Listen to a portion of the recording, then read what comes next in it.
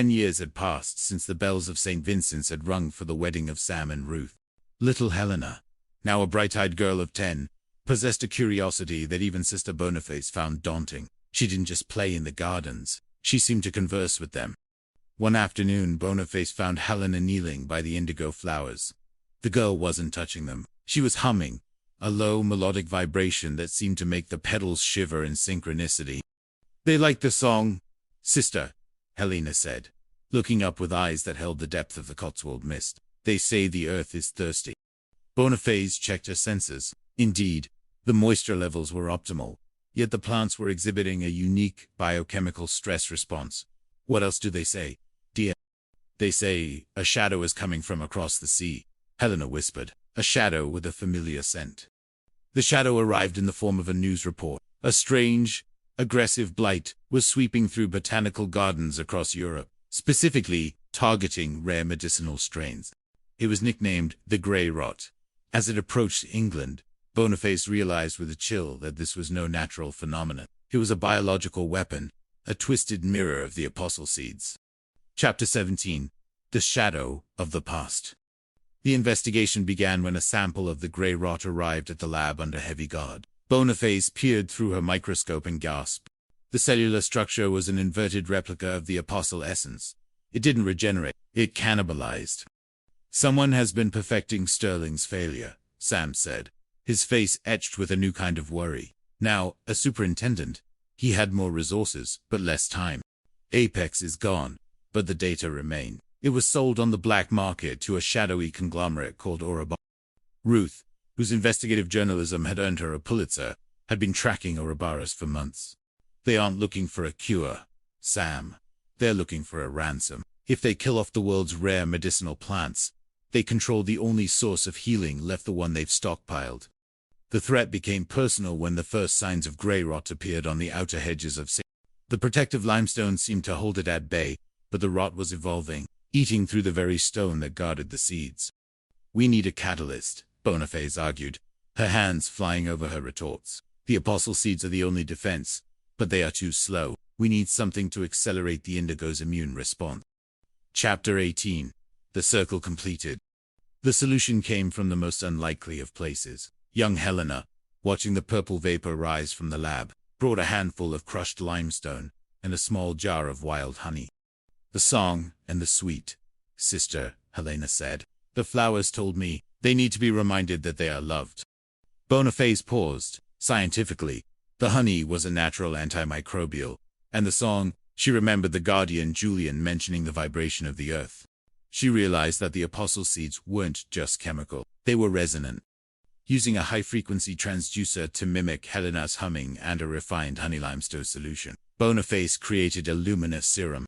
As they sprayed it over the garden, the effect was instantaneous.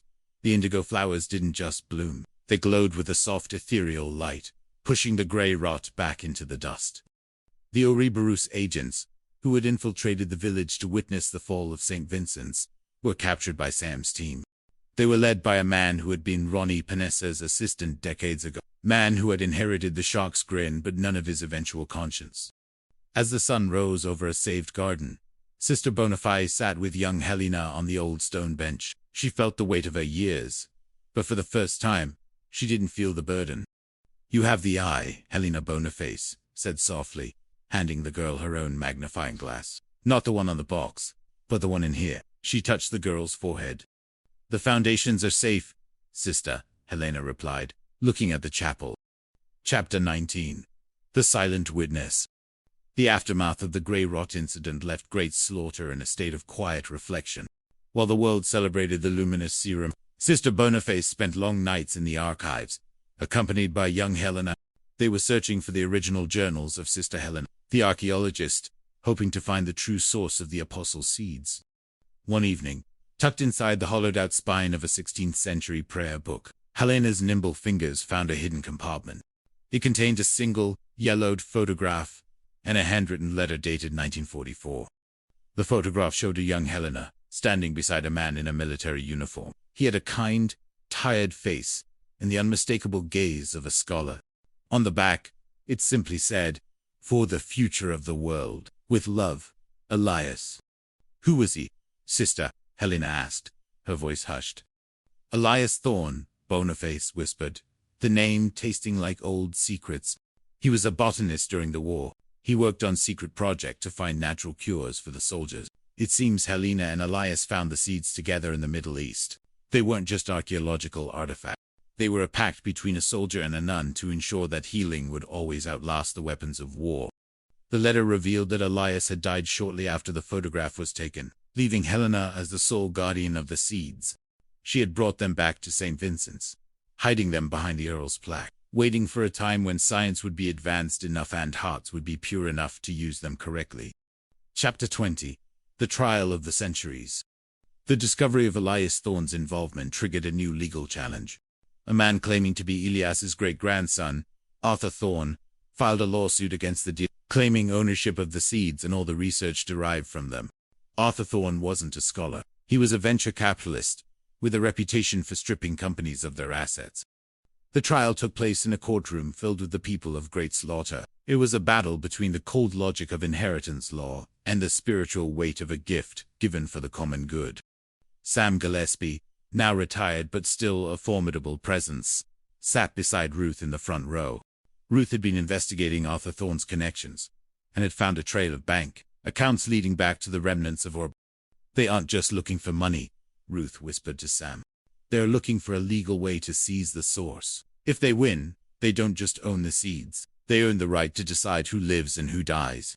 Sister Boniface was called to the stand. She looked fragile in her habit, but her voice was a pillar of fire. Mr. Thorne, she said, looking directly at Arthur. You speak of bloodlines and documents, but the seeds do not recognize a signature. They recognize a soul. They fail to bloom for the sharp, and they withered for the greed of apex. They only bloom when they are shared.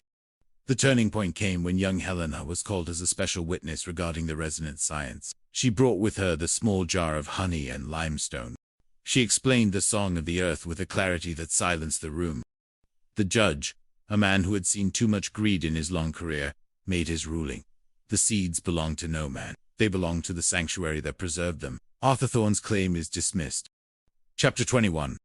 The victory in the courtroom was celebrated with a quiet prayer in the garden. But as the seasons turned, a new phenomenon occurred. The indigo flowers began to change color. They were turning a deep, radiant gold, the color of the final bloom described in the ancient prophecies Helena had translated. The scent was no longer just ozone and honey. It was the fragrance of every memory of Great Slotover, the damp mist, the wax of the candles, and the laughter of the children. It's time, Boniface, Reverend Mother, Adrian said, standing beside her in the laboratory. The seeds have completed their journey. They are giving back everything they have stored for 500 years. The final bloom released a fine, golden pollen that drifted over the entire valley. It wasn't a cure for a single disease. It was a strengthening of the spirit. People who had been at odds for decades found themselves reconciled. The bitterness that had clung to the Sedgwick name finally dissolved. Even Matthew Sedgwick, now released and working quietly in the convent gardens, felt the shift. He stood among the golden petals, a man who had finally found his home. Chapter 22. The Heart Unveiled. Sister Boniface sat at her desk, finishing the final entry in her laboratory log. She was 90 years old, and her eyes were tired, but her heart was light. Young Helena, now a graduate of Oxford, and a renowned scientist in her own right, stood behind her, her hands on the old nun's shoulders. The secret wasn't in the chemistry, was it, sister? Helena asked. The chemistry was only the language, dear Boniface replied. The secret was the love. Helena and Elias, Sam and Ruth, the town and the convent. We are all part of the same stone, and the stone is finally transparent. As the sun set on the quincentennial +1, the bells of St. Vincent's began to toll. It was a sound that didn't just stay in the valley, it seemed to resonate through time itself. Ruth and Sam sat on their porch, watching the golden mists settle over the hills. They were old now, their hands intertwined, a testament to a love that had survived every storm. It's a beautiful story, Ruth whispered. It's the only story, Ruth, Sam replied. In the laboratory, the light finally went out, but the garden continued to glow, a vibrant, eternal, indigo gold.